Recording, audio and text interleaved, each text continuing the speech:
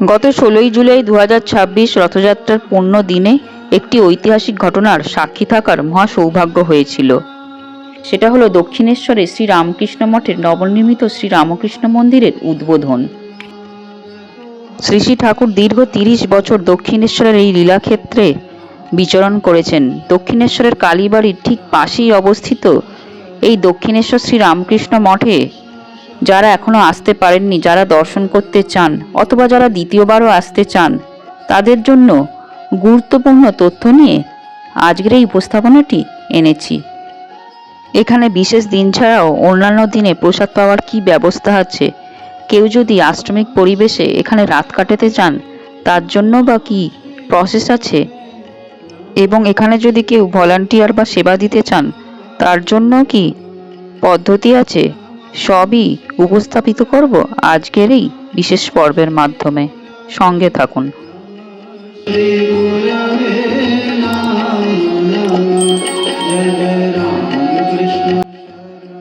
দক্ষিণেশ্বর কালীবাড়িতে শ্রী শ্রী ঠাকুরের প্রথম পদার্পণ হয়েছিল 1855 খ্রিস্টাব্দে তার নিজ দাদা রামকুমার চট্টোপাধ্যায়ের সাথে।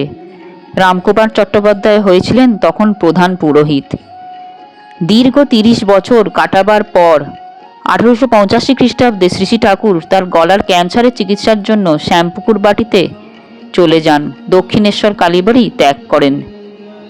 দক্ষিণেশ্বরে নতুন শ্রী রামকৃষ্ণ মন্দির উদ্ঘাটন হওয়ার মাধ্যমে যেন শ্রী শ্রী ঠাকুর 141 বছর পর আবার দক্ষিণেশ্বরে সশরীরে ফিরে এলেন তার প্রিয় মা ভবতারিণীর কাছে।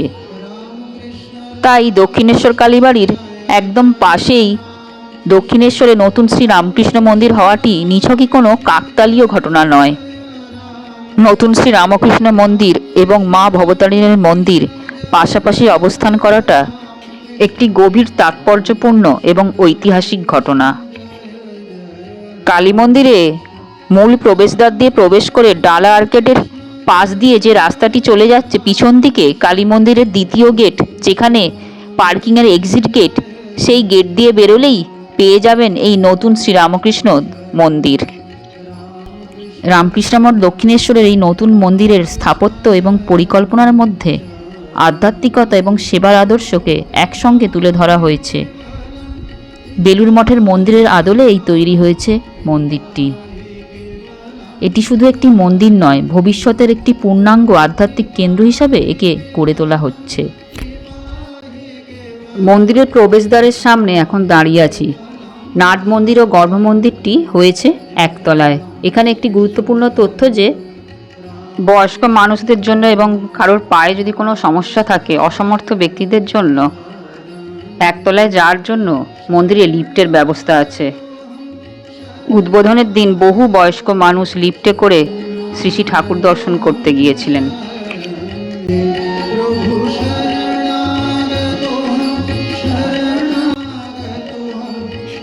সিঁড়ি দিয়ে একতলায় উঠে এখন নাট মন্দিরে পৌঁছে গেছি। সামনেই সুদৃশ্য গর্ভ মন্দির। নাট মন্দিরের জায়গাটি অনেক বড়, অনেক ভক্ত একসাথে বসতে পারেন। 13ই সেপ্টেম্বর 2023-এ পরম পূজ্যপাদ 16th প্রেসিডেন্ট মহারাজ অর্থাৎ শ্রীমৎ স্বামী স্মরণানন্দজি এই মন্দিরের ভিত্তিপ্রস্তর স্থাপন করেছিলেন। আর এই বছরে 16ই জুলাই 2026-এ পূর্ণ রথযাত্রা তিথিতে পরম পূজনীয় গৌতমানন্দজি মহারাজ এই মন্দিরের শুভ দ্বারোদ্ঘাটন করলেন। অনেকেই এই প্রশ্নটি করছেন যে প্রসাদের ব্যবস্থা আছে কিনা। বর্তমানে বিশেষ উৎসব ও বিশেষ অনুষ্ঠানে প্রসাদ বিতরণ করা হয়। প্রতিদিন বেলুড় মঠের মতো কুপন সিস্টেম নেই। প্রসাদের সম্বন্ধে মঠের ভলান্টিয়ার দাদাকে ডোনেশন দেওয়ার সময় জিজ্ঞাসা করাতে উনি বলেছিলেন যে যদি কোনো ভক্তরা মঠে একান্তই অন্নপ্রসাদ পেতে চান তাহলে আগে থেকে মঠ অফিসে ফোন করে ইনফর্ম করে দিতে হবে এবং মঠ অফিস সেই মতো আপনাদেরকে জানিয়ে দেবেন প্রসাদ পাওয়া যাবে কি না। অর্থাৎ প্রসাদ পেতে চাইলে স্ক্রিনে দেখানো এই নাম্বারে ফোন করে মঠ অফিসের সাথে কথা বলে নিতে হবে। বর্তমানে আশ্রমে ভক্তদের নিয়মিত প্রসাদ পাওয়ার জন্য বড় প্রসাদ হল বা প্রসাদ কক্ষ এখনও তৈরি হয়নি। এই মঠ থেকে তাই নিয়মিত প্রসাদ দেওয়ার ব্যবস্থা নেই। এছাড়া পাশে আছে দক্ষিণেশ্বর কালীবাড়ি, আবার আদ্যাপীঠ। ভক্তরা চাইলে সহজেই দুপুরের অন্নপ্রসাদ সেই দুই জায়গা থেকে পেতে পারেন। মূলত দক্ষিণেশ্বর রামকৃষ্ণ মঠে আধ্যাত্মিক সাধনা ও সেবার আদর্শকেই জোর দেয়া হচ্ছে। এখানে যারা আধ্যাত্মিক পিপাসু ব্যক্তি তারা এখানে আসতে পারেন, মহারাজদের সঙ্গ করতে পারেন এবং নিজেদের জীবনের আধ্যাত্মিক উন্নতি করতে পারেন। এই আশ্রমটিতে নিয়মিত ধ্যান, ভজন ও ধর্ম প্রসঙ্গ আলোচনা হয়ে থাকে। আর একটি ইউনিক ও অত্যন্ত গুরুত্বপূর্ণ বিষয় আপনাদের জানিয়ে দিই যে আশ্রমে সেই অর্থে গেস্ট হাউস ফেসিলিটি নেই, অর্থাৎ অতিথিশালা নেই, কিন্তু এখানে দক্ষিণেশ্বর রামকৃষ্ণ মঠ থেকে নিয়মিত রেসিডেন্সিয়াল ও নন রেসিডেন্সিয়াল আধ্যাত্মিক শিবির আয়োজন করা হয়ে থাকে। আধ্যাত্মিক শিবির বা স্পিরিচুয়াল রিট্রিট, সেই স্পিরিচুয়াল রিট্রিটে আপনি গ্রুপে যদি অংশগ্রহণ করেন তাহলে এখানে থাকার সৌভাগ্য হবে। আমি নিজে শ্রী শ্রী ঠাকুরের অশেষ কৃপায় গত বছর সেপ্টেম্বর মাসে একটি স্পিরিচুয়াল রিট্রিটে অংশগ্রহণ করেছিলাম। আমরা থেকেছিলাম আশ্রমের পাশের ক্যাম্পাস নবনহবতে, শ্রী শ্রী মায়ের নবনহবত। সেখানে আমাদের মেয়েদের 12 থেকে 14 জনের একটা টিম ছিল এবং তাদের জন্য প্যাকড শিডিউল ছিল। আমাদের প্রোগ্রামটা ছিল 2 রাত 3 দিনের। শুক্রবার গিয়েছিলাম এবং রবিবার দুপুরে প্রসাদ পেয়ে ফিরেছিলাম।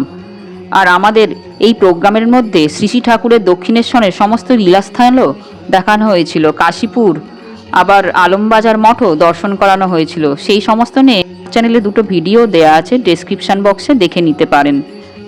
সুতরাং যদি আপনারা এরকম স্পিরিচুয়াল রিট্রিটে অংশগ্রহণ করতে যান তাহলে মঠ অফিসের সাথে যোগাযোগ করতে পারেন, তারা আপনাকে গাইড করে দেবেন। আপনাকে হয়তো ইন পার্সন একবার আসতে হতে পারে এবং এটা গ্রুপে হয়, ছেলে ও মেয়েদের আলাদা আলাদা গ্রুপ থাকে। আমাদের এই স্পিরিচুয়াল রিট্রিট প্রোগ্রামটা করে সত্যিই ভালো লেগেছিল। নিজেদের আধ্যাত্মিক লাইফকে রিচার্জ করার জন্য এটা খুবই উপযোগী ছিল। তবে এটা কিন্তু খুবই সিরিয়াস ভক্তদের জন্য, এটা ক্যাজুয়াল কোনো স্পিরিচুয়াল রিট্রিট নয়। মানে আমরা যেরকম কামারপুকুর বা জয়রামবাটিতে যাই, রিল্যাক্স করি, এখানে কিন্তু সেটা হবে না। প্যাকড শিডিউল থাকবে, আপনাকে সেটা ফলো করতে হবে, রুটিন মেনে চলতে হবে, ঠিক আশ্রমে যেমন করা হয়। সেইটা কিন্তু মাথায় রাখবেন। Only for seriously interested devotees.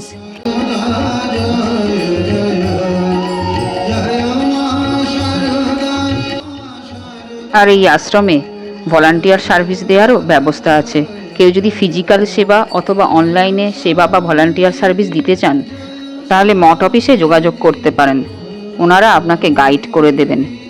Dakshineswar Ramakrishna মঠের ওয়েবসাইটটি খুব সুন্দর, সব কিছু আপডেটেড ডিটেলস থাকে। এই ওয়েবসাইট থেকে আপনি ভলান্টিয়ার সার্ভিস সম্বন্ধে অনেক কিছু জানতে পারবেন। ওয়েবসাইটে দেয়া যোগাযোগ মাধ্যমগুলোর মাধ্যমে আপনি সেবা দিতে চাইলে যোগাযোগ করতে পারেন। ছেলে ও মেয়ে উভয়ই ভলান্টিয়ার সার্ভিসে যোগদান করতে পারেন। শ্রীমন্দির বর্তমানে সর্বসাধারণের জন্য সকাল 7টা থেকে খুলে যায় এবং খোলা থাকে দুপুর 11:30 অবধি। আবার বিকেলে শীতকালে 3:30-র সময় এবং গরমকালে 4টের সময় খোলা হয় এবং মন্দির খোলা থাকে রাত 8টা অবধি। উদ্বোধনের দিন শ্রী শ্রী ঠাকুরকে দেখে আমার মনে হচ্ছিল যেন সেই দক্ষিণেশ্বরের তরুণ সাধক শ্রী গদাধর চট্টোপাধ্যায় আবার ফিরে এসেছেন। আপনারা যদি নতুন এই মন্দিরে ইতিমধ্যে দর্শন করে থাকেন তাহলে নিজের অভিজ্ঞতা অবশ্যই কমেন্টে লিখে জানাবেন। আশা করি এই ভিডিওটির মাধ্যমে দর্শক বন্ধুরা উপকৃত হবেন। এই রকমই তথ্য সমৃদ্ধ, ইউনিক এবং অথেন্টিক আধ্যাত্মিক ভিডিও পেতে স্পিরিচুয়াল ব্রিফিংস চ্যানেলটি সাবস্ক্রাইব করে এবং বেল আইকনটি প্রেস করে অল নোটিফিকেশনস অন করে দিন। আর ভিডিওটি ভালো লাগলে অবশ্যই লাইক করুন এবং বন্ধুদের সঙ্গে শেয়ার করুন। সবাই ভালো থাকবেন বন্ধুরা, দেখা হবে আবার নতুন পর্বে। জয় ঠাকুর, জয় মা, জয় স্বামীজি।